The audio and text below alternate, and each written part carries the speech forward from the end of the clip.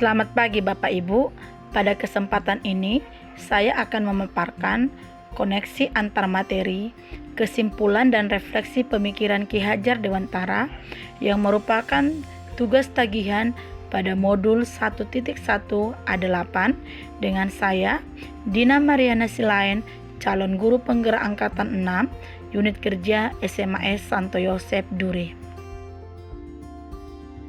Di kesempatan ini, saya akan merefleksikan diri saya dengan 3 pertanyaan mendasar. Yang pertama, apa yang saya percaya tentang murid dan pembelajaran di kelas sebelum saya mempelajari modul 11? Sebelum mempelajari modul 11, saya percaya beberapa hal. Yang pertama, dalam proses pembelajaran, saya lebih mengedepankan ketercapaian materi sehingga saya lebih dominan mentransfer ilmu, sedangkan siswa lebih banyak mendengar dan menyimak. Dalam hal ini, segala aktivitas di dalam kelas berpusat kepada saya, sehingga interaksi yang terjadi adalah interaksi satu arah. Kedua, saya menggunakan metode pembelajaran yang bagus menurut saya, tanpa saya menganalisis apakah metode pembelajaran yang saya gunakan ini sesuai dengan kebutuhan dan keinginan anak, sehingga seringkali setelah saya selesai mengajar, pada saat saya bertanya kepada anak apakah sudah mengerti atau tidak, anak cenderung hanya diam. Jadi kadangkala dalam hal ini saya bingung, karena arti diam di sini ada 2 hal. Bisa saja anak itu sudah mengerti, bisa saja anak itu belum mengerti sama sekali. Yang ketiga, saya membebani anak dengan tugas yang diseragamkan. Anak yang satu mendapat tagihan tugas yang sama dengan anak yang lain. Saya cenderung menyamakan kemampuan anak, padahal sebenarnya anak itu memiliki kemampuan yang berbeda-beda. Yang keempat, dalam proses pembelajaran, saya fokus terhadap suasana kelas yang tertib dan anak fokus mendengar. Dalam hal ini, dalam pengelolaan kelas, saya merasa saya sudah berhasil mengelola kelas dengan baik jika suasana kelas itu dalam keadaan tertib. Yang kelima, dalam proses pembelajaran, saya tidak terlalu memperhatikan karakteristik anak dalam pembelajaran. Saya memperlakukan anak itu sama semua, sehingga seringkali pada saat saya mengajar, saya sering merasa kesal, saya sering merasa capek apabila anak tidak dapat mengerti dengan cepat. Apabila apa yang sudah saya ajarkan, seringkali ada anak yang tidak bisa memahami walaupun saya sudah mengajarkan beberapa kali. Yang keenam, dalam proses pembelajaran saya fokus pada penilaian kognitif anak. Saya merasa bahwa saya berhasil mendidik anak jika semua anak minimal mencapai KKM. Saya cenderung lebih mengutamakan kognitif anak dan mengesampingkan sikap anak. Padahal sebenarnya kognitif dengan sikap harus seimbang. Nah, setelah mempelajari modul 1.1 yang menjadi bahan refleksi terhadap saya, apa yang berubah dari pemikiran atau perilaku saya setelah mempelajari modul ini? Yang menjadi perubahan mendasar terhadap pemikiran saya dengan mempelajari modul 1.1 ini, yang pertama, saya memberi kebebasan kepada anak. Kebebasan di sini artinya saya memberikan kesempatan kepada anak untuk berkreasi sesuai dengan kemampuan dan bakat anak. Kedua, saya memandang anak dengan hormat, menghargai karakteristik setiap anak. Hormat di sini bukan berarti kita harus tunduk kepada anak, tetapi kita harus memberi penghargaan kepada anak akan karakteristiknya. Kita harus bisa mengayomi anak tersebut. Kita menuntun anak untuk mengembangkan karya-karyanya sesuai dengan potensi yang ada dalam dirinya, tanpa membeda-bedakan anak yang satu dengan anak yang lain. Yang ketiga, saya menyadari bahwa dalam proses pembelajaran itu harus berpusat pada siswa dengan menjadikan siswa sebagai subjek bukan objek pembelajaran.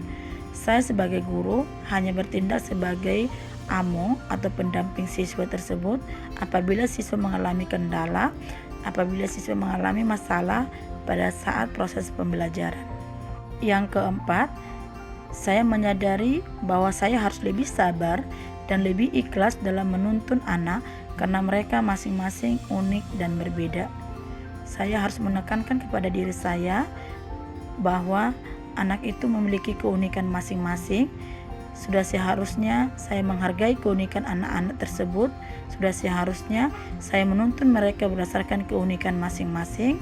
Saya tidak boleh memaksakan apa yang ada dalam diri saya kepada anak, tapi saya harus menghargai apa yang ada dalam diri anak, dan saya bertugas untuk mengembangkan anak berdasarkan potensinya. Yang kelima, mendidik anak dengan lebih banyak memberi teladan, bukan dengan hukuman atau sanksi. Dalam hal ini, saya sebagai guru harus memberi panutan yang baik kepada anak. Segala tindak tanduk saya harus dapat ditiru anak, baik dalam hal mengatasi masalah. Yang ketujuh, menciptakan pembelajaran yang menyenangkan dengan menggunakan model pembelajaran yang variatif.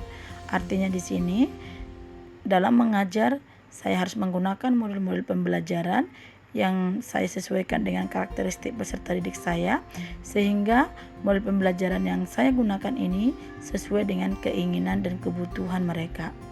Dengan menerapkan model pembelajaran yang bervariatif sesuai dengan kebutuhan dan keinginan anak, maka saya yakin bahwa motivasi belajar anak akan meningkat.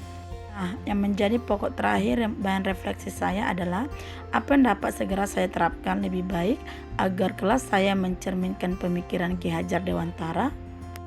Hal mendasar yang dapat saya lakukan segera antara lain: 1. Sebelum memulai pembelajaran, melakukan tes diagnostik.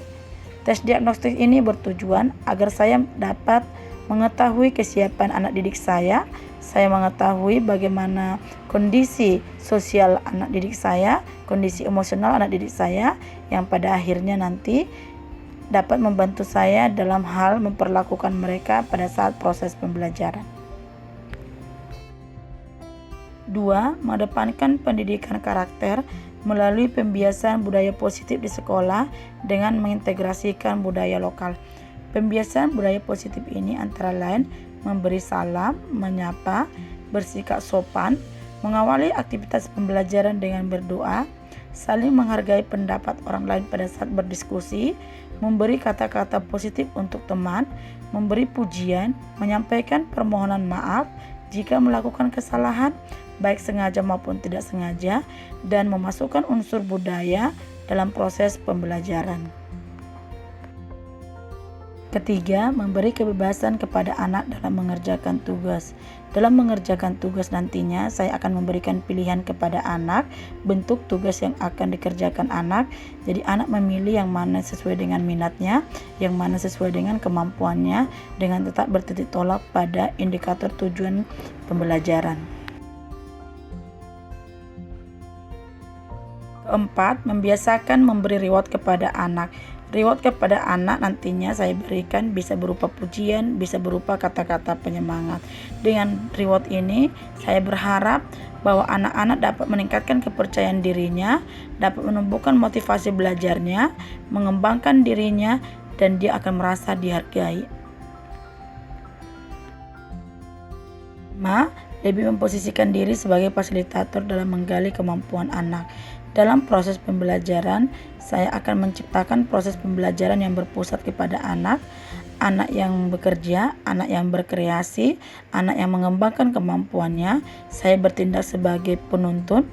Pada saat anak mengalami kendala, maka disitulah tugas saya untuk menuntun, untuk membimbing dalam mengatasi kendala yang dialami anak dalam proses pembelajaran. Yang keenam, yang terakhir, membiasakan melakukan refleksi dengan anak mengenai cara mengajar saya, meminta pendapat anak apa yang kurang dari diri saya selama mengajar.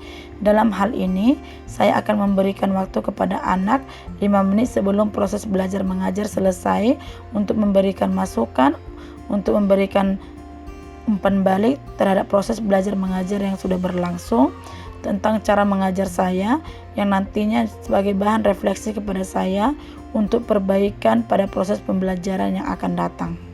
Adapun hal mendasar yang menjadi kesimpulan dari pemikiran Ki Hajar Dewantara adalah bahwa pendidikan itu bertujuan untuk menuntun segala kodrat yang ada pada anak-anak agar mereka dapat mencapai keselamatan dan kebahagiaan yang setinggi-tingginya. Pendidikan itu merupakan suatu perubahan. Pada konteks masa kini, pendidik memiliki peranan yang multidimensi di mana pendidik diumpamakan sebagai penjaga taman yang memiliki tanggung jawab merawat tanaman dengan baik sesuai dengan kebutuhan tanaman tersebut.